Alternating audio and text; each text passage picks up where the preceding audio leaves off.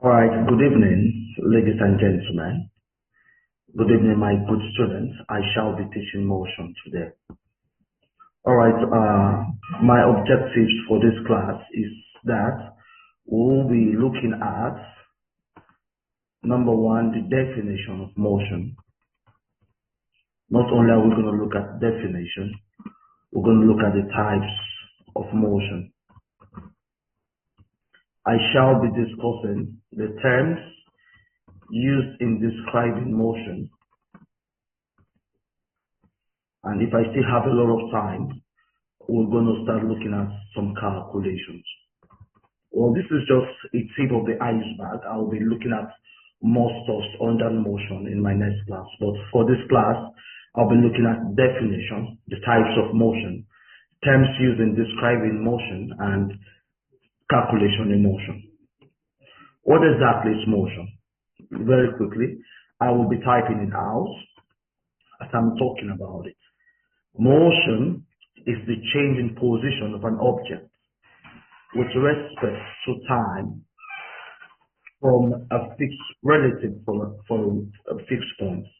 What that means is that when we look at motion, there must be a frame of reference in describing motion. A frame of reference in describing motion. Hope you're with me.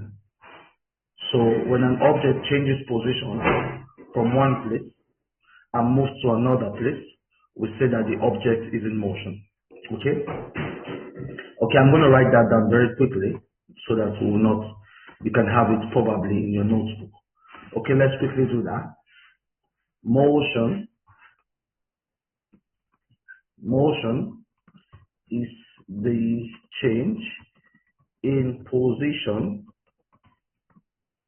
of an object with respect to time relative from a fixed point. I'm typing from a fixed point. Okay, so that's how to define motion. I'll just bring it here so that you can see it. All right, I think this is good enough. We have different types of motion.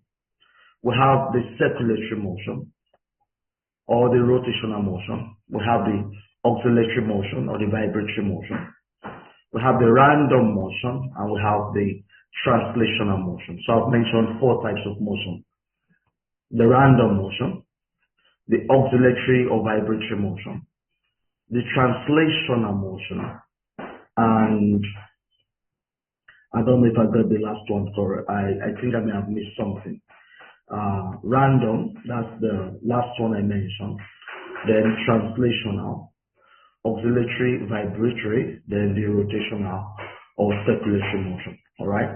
Now, when we say motion is random, what that means is there is a haphazard movement of particles or haphazard movement of particles when motion that is in a scattered direction. What that means is there's no specific direction for this object that we are considering. I'll give you a very good example. That will be the movement of smoke particles, for example. When smoke particles moving, you see it moving about in an haphazard direction, scattered direction, no specific direction. So you can go like this and come like this and do this and do that. And when you spray perfume from the end of the room, before you know it, you start perceiving it from different sections. And that's because actually these movements are in haphazard direction, scattered direction. All right. Now we have motion that is translation. What that means is the movement of an object from one point to another point, more like on a straight line. So if I leave a position, let me give you a diagram to explain that.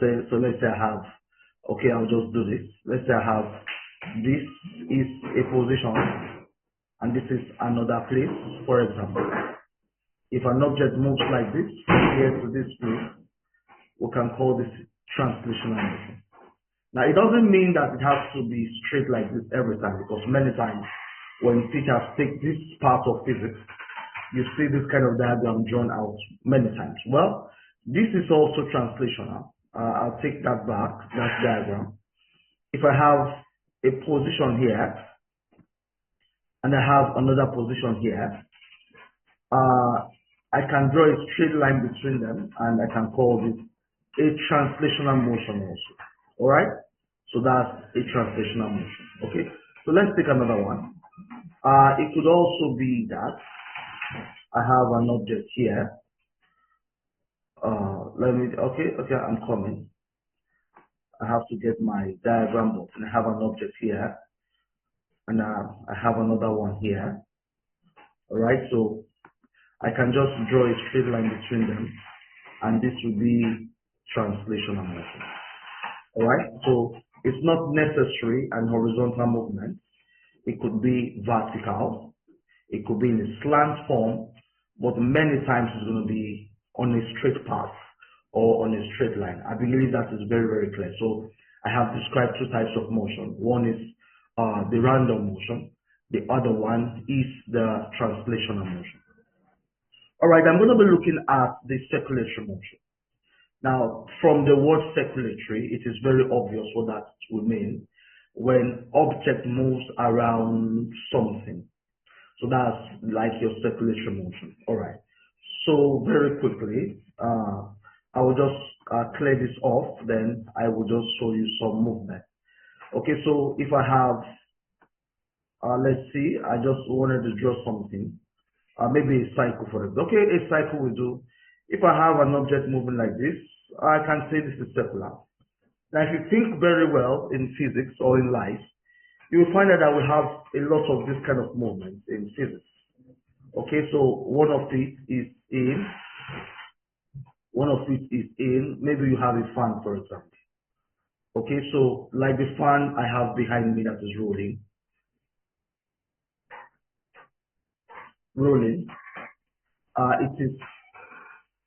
It is moving circulatory motion. All right, so the moving circulatory motion. I was trying to push my daughter away. She was trying to disturb me. Sorry about that. So moving like this, circulatory motion. Okay. Now, you've done an atom before, and you were told that electrons move around an atom. Okay, so the movement of an electron around an atom, that is circulatory motion. And you must have seen a blender before. When you put on your blender, you see that it has this kind of spinning effect. It does this. There is this thing we call a motor or a rotor. We use it a lot in a lot of DIY projects, DIY, do-it-yourself projects. You can use to make hand fan and stuff like that. When you connect it to a battery and you switch it on, you see it rolling like this. So the movement of your tires, okay, when your tire is moving, that is circulatory motion. All right. The movement of a bicycle tire, a car tire, an airplane tire, all of them moves in rotatory form. That we have a lot of motion. Oh, I have another example. The movement of the earth around the sun. That is another good example of rotational motion or circular motion. All right. So we have all of this motion in place. All right. So okay. So the last one I will talk about now is the oscillatory or vibratory motion. Now, when we say motion is oscillatory, okay, I think I can spell that. It simply means that an object is moving in a to and fro manner. And not only does it move in a to and fro manner, it also means that this to and fro movement is periodic. Periodic means it's happening at a fixed time. I give an example.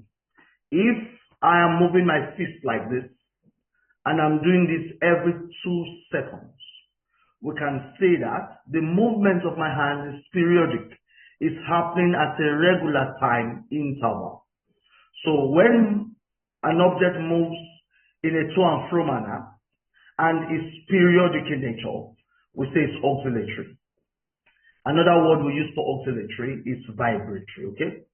So we use vibratory for oscillatory, All right, we use vibratory for oscillatory, or with oscillatory vibratory. That does it. Okay, so I have described all the types of motion that we have. All right, so now I'm going to be talking about the terms we use in describing motion, and I will be typing them out. So let's make it very fast. We have the velocity, we have speed, we have distance, we have displacement, we have acceleration. All right. Okay, these are basically what we use in describing motion. So I'm going to be taking them one after the other, and I'll be explaining them. So you have to listen very well, because physics is actually very, very simple. So I will take the simplest of them, which will be distance. Once I'm done with distance, then I will start talking about displacement and the rest. So I'm going to single out distance. Then after distance, we can now talk about the others. All right. So I'm going to wipe the board now. Just give me a little time. Okay, I'm done wiping. So let me just type this in. Distance. Now what's distance? So I think I should do another write up here. Okay, so that you can write. Okay, distance. Are you ready? Okay, this is the total length. This is the total length covered by an object. If you don't want to use object, you can say a body. But at times, using object is much more appropriate than using body. We can even use matter if we like, but matter is not so appropriate in this context. So we'll just restrict ourselves to objects or body, all right? But object is most appropriate, all right? So is the total length covered by an object, okay? So let's see if I can give an example for this one.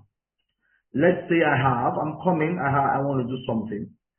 All right, so I'm just going to take this straight line. So I have maybe an object moving like this. And let me call that distance 3 meters. Then, let me draw again. Oh, that's not what I had in mind, okay. Okay, let me just do it like this. So I have another one.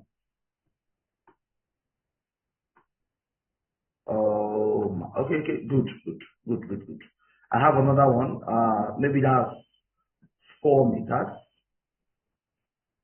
Okay, what I'll do is I will call the first one 4 meters. Then I'll call the second one 3 meters. So if an object moves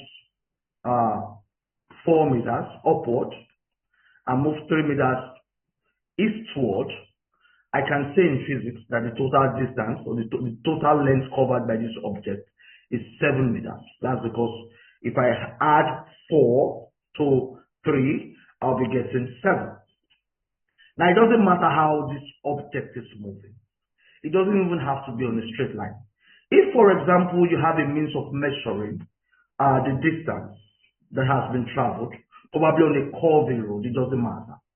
So I'm going to try to draw something. I'm going to start like this. Then I'm going to do something like this. I can conclude in physics that the distance from here to this point, I can say it's 15 meters. Just imagine me taking this shape and straightening it out, and I can put it on a ruler, or I can use a tape rule to actually measure it. So whatever I've gotten as an answer, that will be the total distance traveled. So that will be the distance. So is the total length traveled by an object. Now in physics, when we talk about distance, we are not actually specific about direction. We don't care about direction. That's why the second diagram I drew, I can just conclude that the total distance traveled by this object or by whatever, by a car, by a plane, whatever, by a human being, by an ant, is 15 meters, all right? So it doesn't have to necessarily be on a straight line. Well, the next one I'd like to discuss is displacement. Okay, so when we talk about displacement, it's a little bit different from distance. So I will just quickly type in something on displacement, shall we? Displacement is distance traveled, or distance traveled in a specific direction. All right, so this is a good one. Now, if I am direction specific, then what I will be describing then in physics is displacement. Now, displacement is a little bit much more complex than distance. Distance is very, very simple. Now, in a very descriptive way, we can just say displacement has to do with the distance between the start and end point. Now, please note that when you're asking an exam, what is displacement? I would not be expecting you to say that it is the distance between the start and the end point. That will not make any sense as definition. But if I'm explaining displacement, that will be a very good way to talk about displacement, all right? So what I'm going to do now is that I will quickly use my initial diagram to explain displacement. So I'm just going to look for where to put this definition. So just listen very quickly. I have to do this. Just listen. All right. So in my first explanation of distance, I say that the distance from down up here 4 meters, then this other one 3 meters. Now, if I were to draw the starting point for this diagram, you will find out that it actually started here. Okay? And if I were to draw the end point, it actually ended here. So the start point here, I'm going to call it letter S, start point, and I'm going to call here letter T. That's the, okay, maybe I should just use E. Okay, I'm going to use E as the end point, all right? So the distance for this whatever is 7 meters. What is displacement now? Now, if I draw a straight line between these two positions, here and here, I draw a straight line. Now, that distance between the start and the end point is the displacement, all right? So if you look at it, that's like a right angle triangle. It's actually a right angle triangle. And don't forget that in mathematics, we use Pythagoras theorem to solve right angle triangles. Is it true? So if I use Pythagoras theorem to solve that, I'll be getting 5 meters. 5 meters. So for that diagram that I've just drawn, the displacement is 5 meters. Okay? But the distance is 7 meters. Now, for this other illustration I gave, we said that the total distance traveled, maybe after we have straightened out, is 15 meters. Well, it's most likely that if I were to measure a straight line between here and here, just these 2 points, I may be getting, maybe, I want to write a different number, different from everything I've been writing since. So I'll be writing 4.5. So we are assuming now that the distance between those 2 points is 4.5. So in physics, the distance traveled is 15 meters, but the displacement is 4.5. All right? And don't forget we said displacement is distance in a specific direction. So for this first diagram, if I were to draw a cardinal point, right, I'm going to have a cardinal point here, north, east, south, and west. All right. So if you check my arrow, I can just do something like this. Oh, beautiful. So this new arrow and this one I drew here, they look as if they're in, excuse me, look as if they're in parallel. So we can say they're in the same direction. So I can actually say the displacement for the first diagram is 5 meters in the northeast direction. And if I were to look at this other one, this one that is here, the one that is 4.5, I might as well draw a line that looks like this, here, here. Okay, so I can just say that for that second diagram, the displacement is 4.5 meters in the southeast direction. All right. So I've just explained, what have I explained? I've explained distance and displacement. All right, I'm looking at the time now. It looks as if I've taken a lot of time talking about this. So I'm going to stop here really. But I will come back to talk about velocity, acceleration, you know. I'll say some things about it, then we'll do some calculation. Well, I'll be talking about a lot of things. Philips has quite a lot of topics, and if we start talking now, we'll talk from January to December. We'll still be talking. All right, so I'm going to stop here now. Thank you very much. We are going to be seeing in our next class. Okay. So what I'm going to do now is I'm going to stop this recording. Thank you.